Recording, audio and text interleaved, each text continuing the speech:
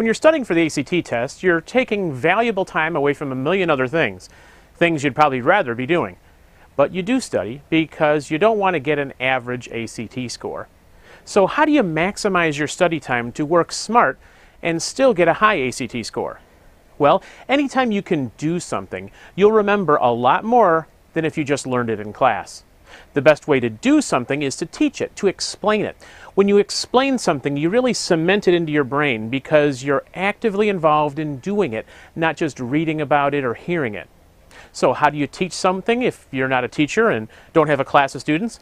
Well, this increased retention of information doesn't just happen when you are formally teaching, but also even when you're just reviewing information with friends in a study group. So if you're at a coffee shop and explaining something to a friend or just quizzing each other back and forth, you're going to remember a lot more than if you just read it or heard it. Remember, we learn much better if we hear, see, and do something. And by learn, I mean retain.